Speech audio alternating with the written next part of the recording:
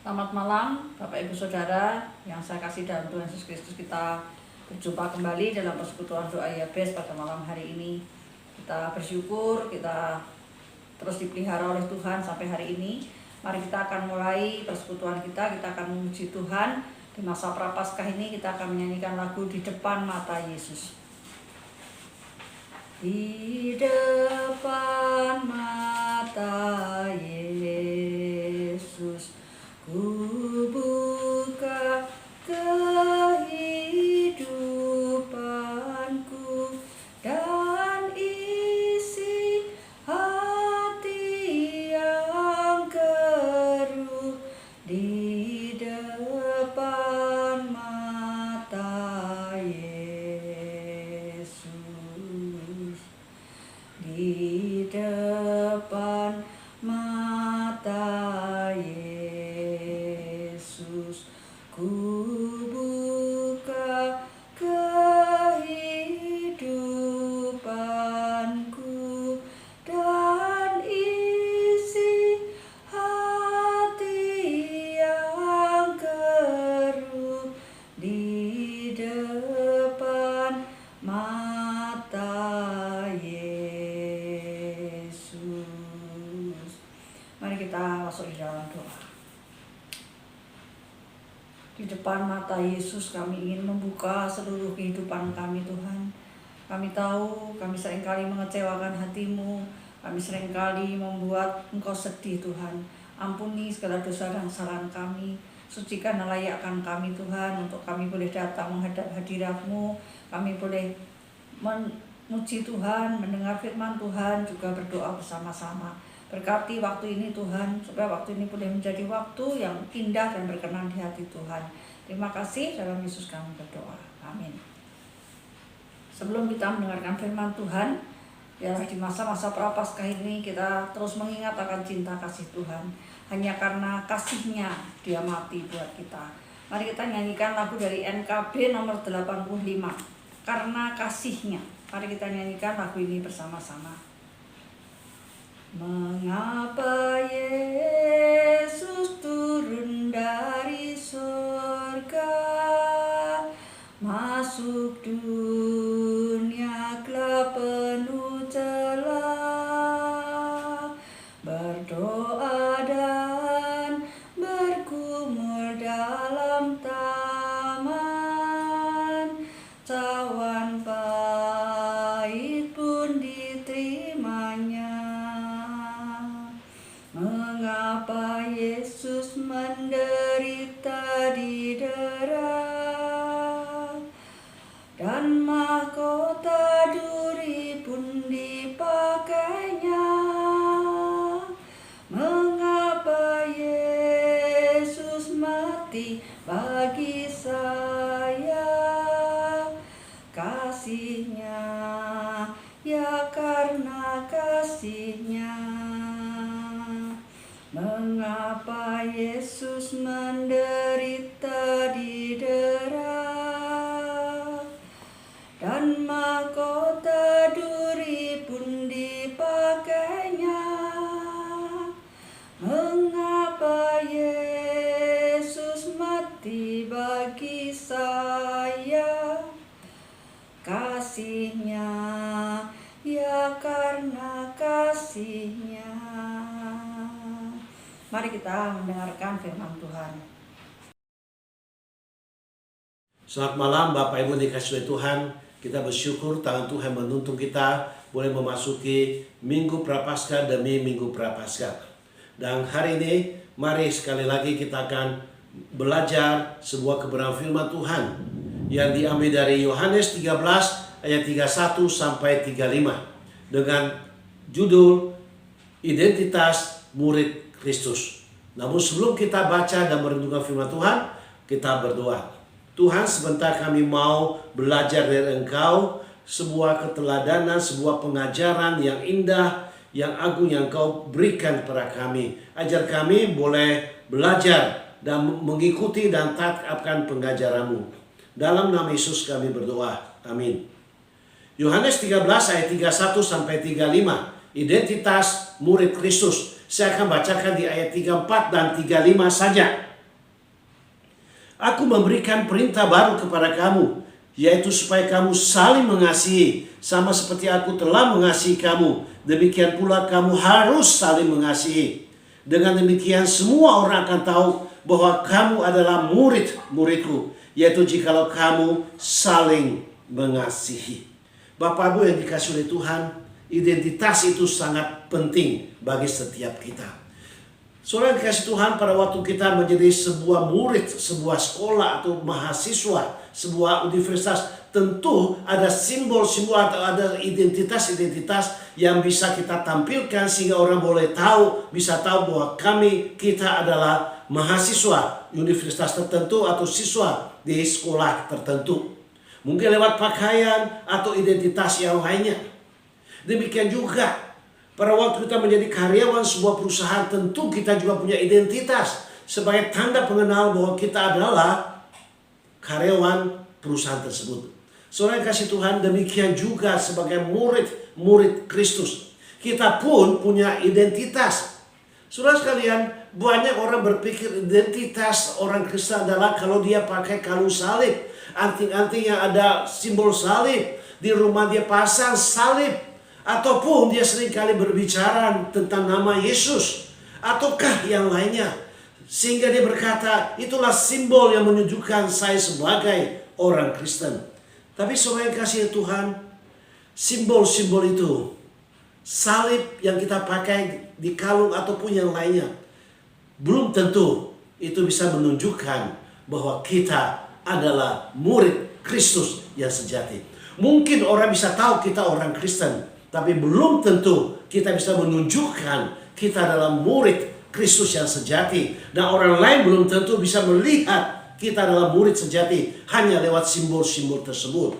Saudara yang kasih oleh Tuhan, kalau kita berpikir lebih jauh lagi, lalu apa identitas yang menjadi tanda bahwa kita adalah murid Yesus Kristus yang sejati? Kita adalah murid Kristus yang sejati. Identitas apa? Yaitu kasih. Kasih harus merupakan identitas atau ciri khas para pengikut Kristus. Ayat 13, Yesus memanggil para murid dengan berkata, "Hai anak-anakku." Kata yang dipakai dalam bahasa Yunani adalah teknia, my little children. Ini berbeda dengan paidia atau children, anak-anak.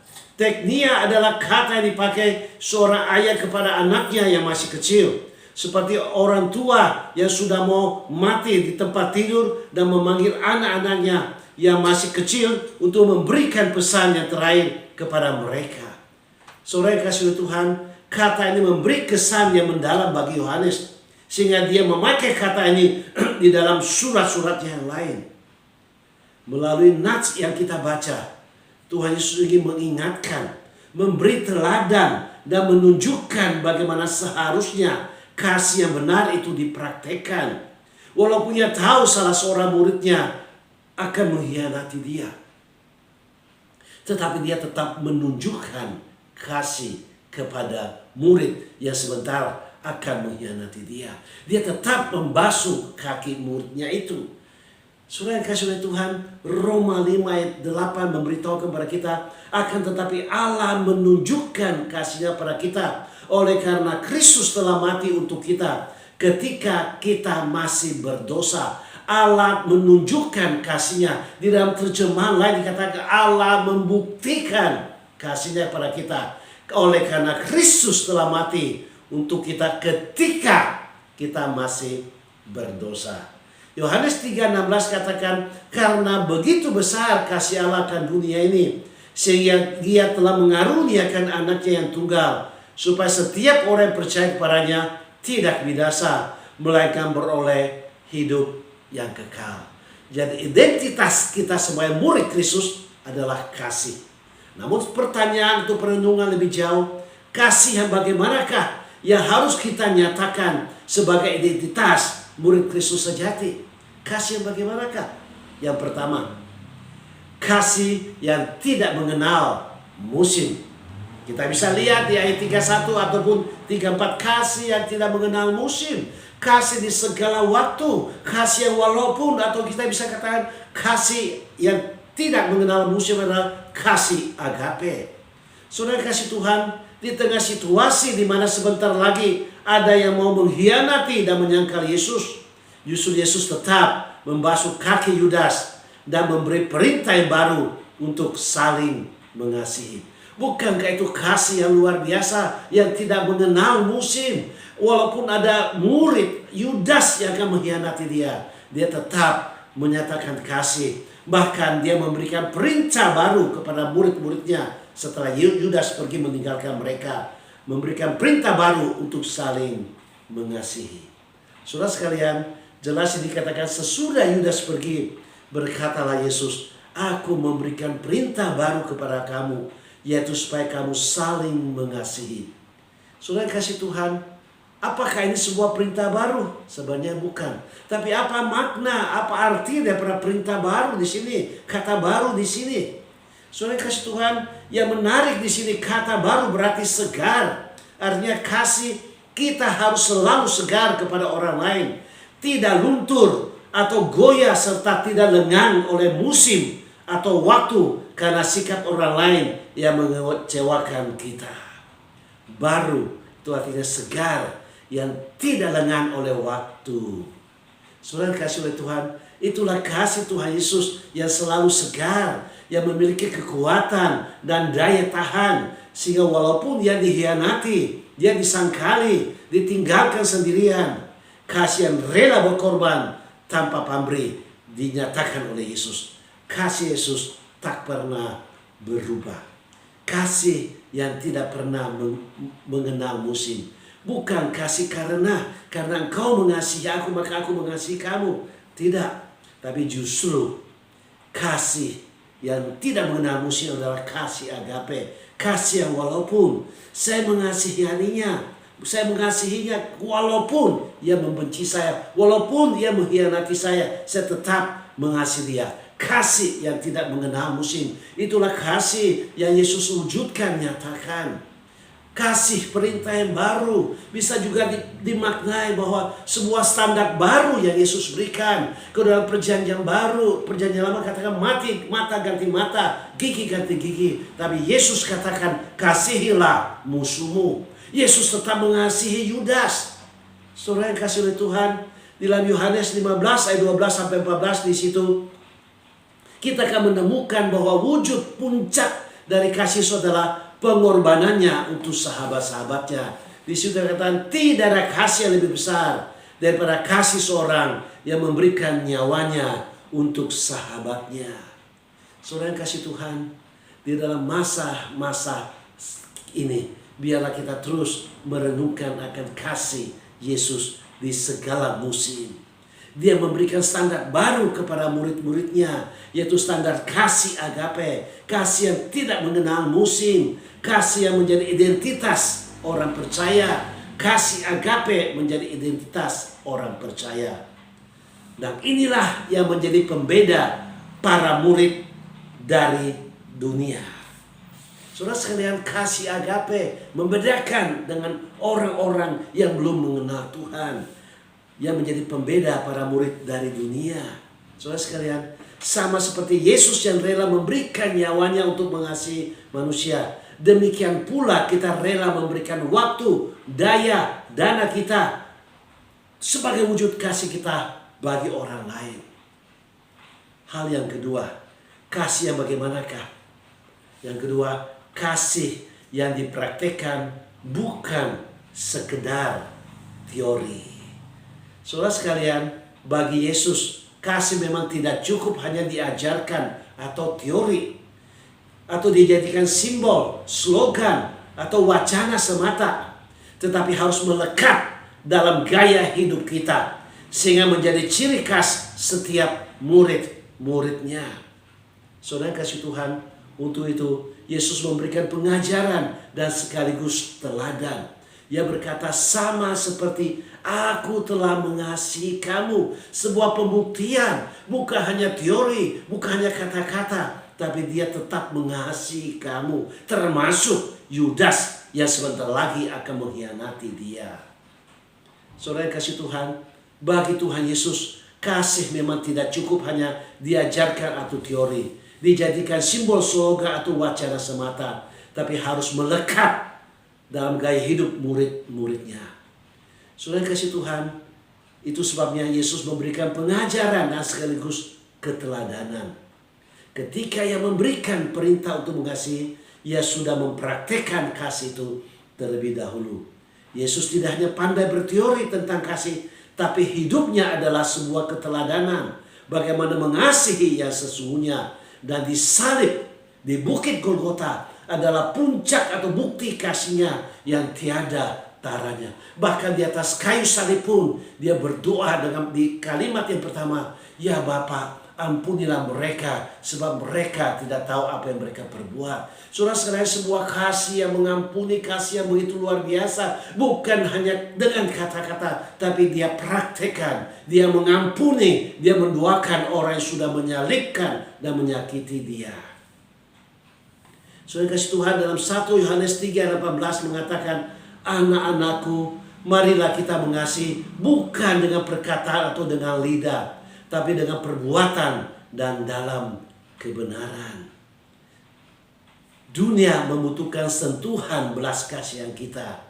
Ketika kewajiban mengizinkan kita berhenti, kasih mendorong kita untuk terus mengasihi. Sekali lagi, ketika kewajiban mengizinkan kita berhenti, kasih mendorong kita untuk terus mengasihi. Kasih bersedia melakukan lebih dari yang telah ditentukan. Hidup saling mengasihi, di dalamnya ada kehangatan, kedamaian, kebahagiaan, kelemah lembutan, pengampunan, dan sukacita. Saudara kasih Tuhan, jadi ketika hidup kita tidak mempraktikkan kasih, tidak mau mengampuni, tidak ada kepedulian, tidak punya niat menolong mereka yang sedang dalam kesusahan, maka mereka akan berkata bahwa kita adalah orang-orang Kristen munafik yang mengaku sebagai murid Kristus tapi tidak mempraktekkannya. Kita tidak punya bukti sebagai anak Tuhan. Kita dianggap hanya rajin beribadah dan membaca kitab, tapi tidak pernah melakukan perintah Tuhan Yesus. Saudara kasih Tuhan, kasih bukan sekedar slogan kosong, tetapi nyata, baik dalam tutur kata maupun tindakan sehari-hari. Ada lagu yang berkata, kasih bukan sekedar kata semata, tapi dia diwujudkan dalam kehidupan kita. Kasih adalah identitas kita yang paling utama. Tiap orang harus tahu siapakah Yesus melalui diri kita. Kita adalah murid-muridnya. Kita murid-murid Kristus dikenal oleh dunia ini ketika kita saling mengasihi.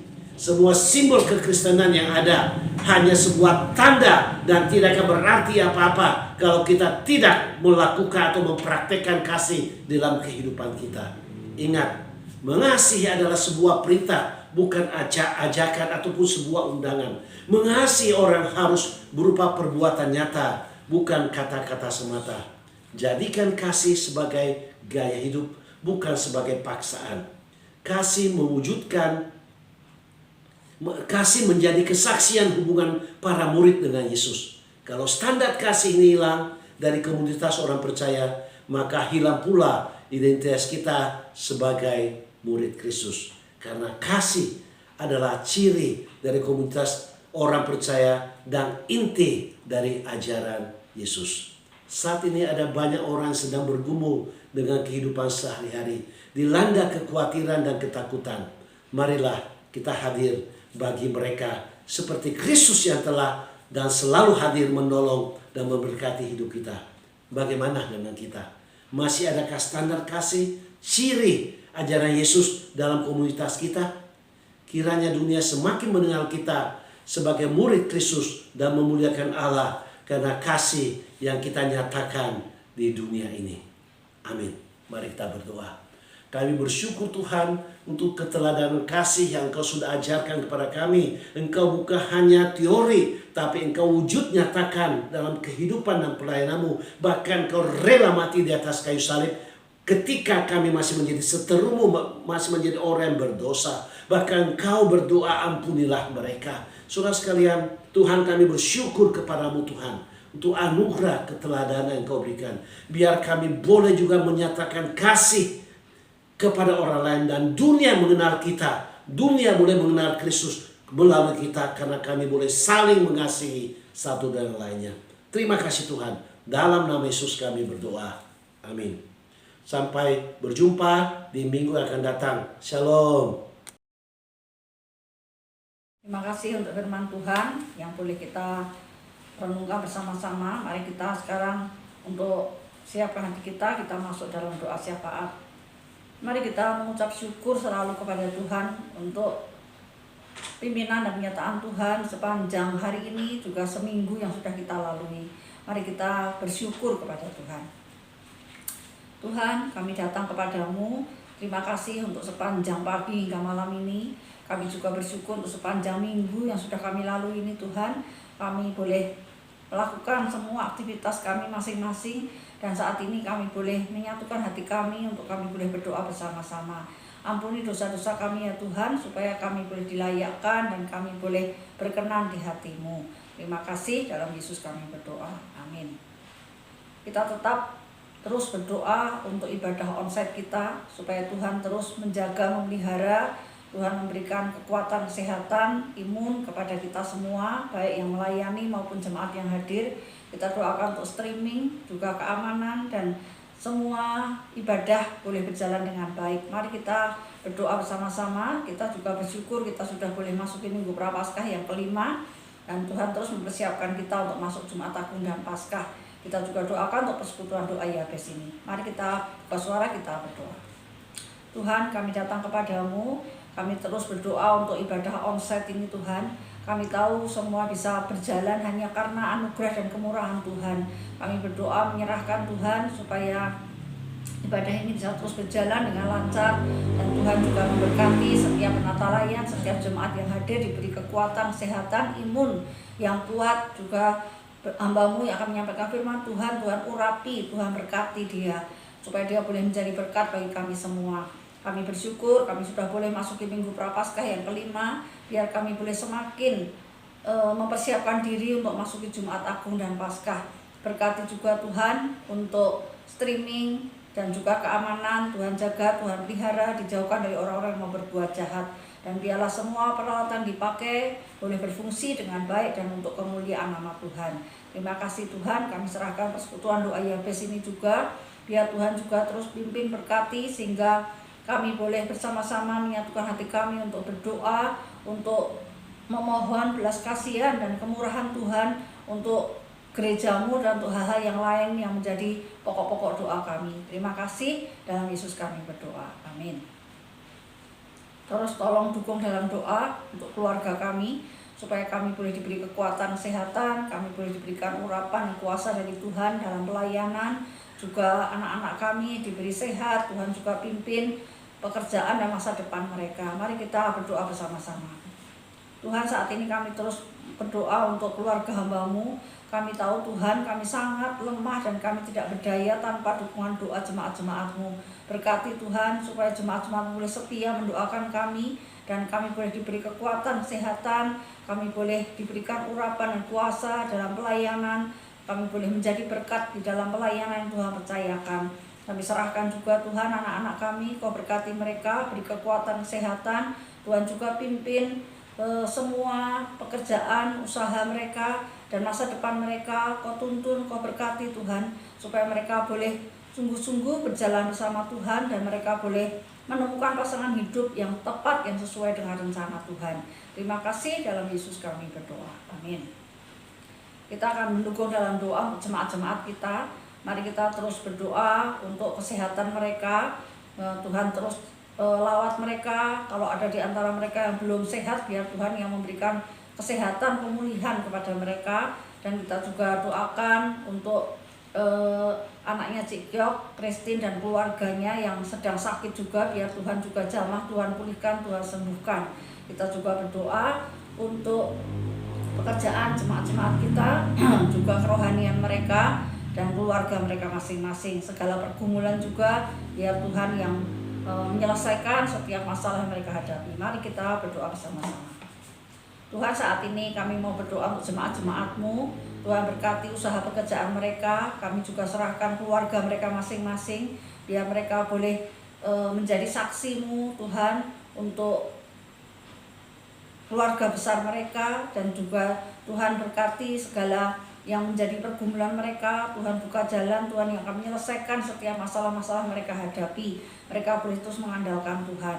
Berdoa juga untuk kesehatan mereka, Tuhan Engkau terus jaga, Tuhan lindungi. Dan kalau ada di antara mereka yang masih belum sehat saat ini, Tuhan lawat, Tuhan sembuhkan, Tuhan jamah sehingga mereka bisa sehat kembali. Berkati juga untuk Christine dan keluarga di Maumere yang sedang sakit, Tuhan. Biar Tuhan juga jamah, Tuhan pulihkan, Tuhan sembuhkan mereka. Biar mereka boleh sehat kembali, bisa beraktivitas seperti biasa lagi. Terima kasih Tuhan, kami serahkan jemaat-jemaat-Mu dimanapun mereka Tuhan tempatkan, mereka boleh menjadi saksi-Mu. Terima kasih, dalam Yesus kami berdoa. Amin. Kita akan mendukung dalam doa untuk pemerintah. Biarlah Tuhan terus memberikan hikmat, kekuatan, kesehatan kepada mereka, dan semua yang sudah diprogramkan, direncanakan bisa dijalankan dengan baik, terutama untuk menangani masalah pandemi ini, juga untuk perpindahan ibu kota. Mari kita berdoa bersama-sama. Tuhan, saat ini kami mau berdoa untuk pemerintah kami. Tuhan, kiranya Engkau memberikan kekuatan, kesehatan, dan juga hikmat, kerjasama yang baik, dan mereka sungguh-sungguh bisa menyelesaikan tugas dan tanggung jawab mereka dengan baik, Tuhan, khususnya di dalam menghadapi pandemi yang belum berakhir. Demikian juga untuk rencana perpindahan ibu kota, dan juga program-program yang lain. Kami serahkan dalam tangan-Mu, Tuhan, biar mereka boleh bekerja sama dan bisa mengerjakan semuanya ini sesuai dengan apa yang sudah direncanakan. Terima kasih Tuhan, di dalam nama-Mu kami berdoa. Amin.